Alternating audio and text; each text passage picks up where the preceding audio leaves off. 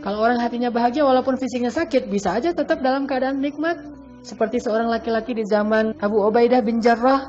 Ketika Abu Ubaidah bin Jarrah datang ke laki-laki ini, orang miskin banget, dia tidur, lumpuh, buta, tapi dia tersenyum sambil bilang, Alhamdulillah, Alhamdulillah, Alhamdulillah. Lumpuh, buta, tapi Alhamdulillah coba. Udah tua, lumpuh, nggak punya siapa-siapa, sebatang kara, buta, tapi Alhamdulillah. Ditanya sama Abu Ubaidah, kenapa engkau masih bilang Alhamdulillah padahal nikmatnya kayak gini? Kata dia, karena saya selalu merasa bahwa hati saya itu dipenuhi dengan cinta kepada Allah. Hati saya itu selalu bisa mengingat Allah, itu udah buat saya bahagia. Walaupun saya lumpuh, walaupun saya buta, walaupun saya nggak punya siapa-siapa, tetap aja hati saya itu punya Allah. Gitu. Jadi hati itu harganya mahal sekali. Coba mulai dari situ. Pertanyaan intinya, gimana membuat hati kita selalu bisa baik, hati kita itu bersih, hati kita itu bisa berkasih sayang, hati kita itu bisa sensitif. Dua aja caranya. Satu adalah dengan sering-sering zikir kepada Allah. Ala bidzikrillahi tatma'innul qulub. Bukankah dengan mengingat Allah hati itu akan tenang, nyaman. Zikir aja yang sering.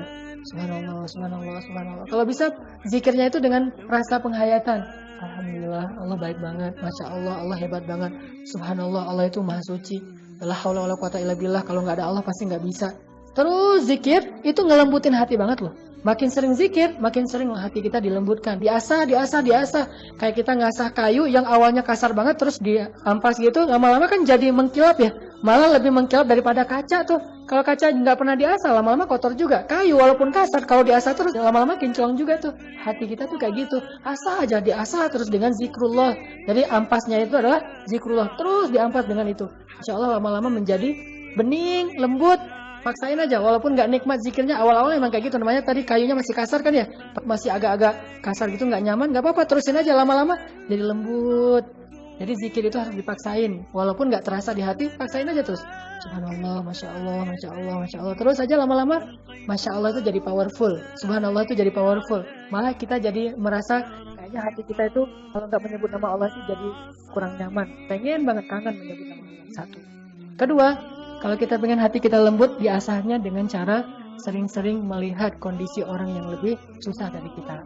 Melihat ke bawah tuh. Itu cepat banget ngelembutin hati. Saya ngerasa banget kalau misalnya ngelihat orang susah, ngelihat orang sakit, ngelihat orang kelaparan, ngelihat orang yang lebih miskin, ngelihat orang yang kerja keras tapi penghasilannya kecil-kecilan gitu.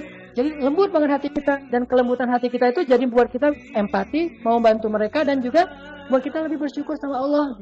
Kita ngelihat langsung ke orang-orang yang membutuhkan. Lihat langsung gimana orang yang mengadu-ngadu karena dia kesakitan, kanker misalnya. Itu ngelembutin hati banget. Sehingga dengan kelembutan hati itu kita mudah berkasih sayang kepada sesama manusia. Terbuanglah ego-ego kita atas nama kemanusiaan.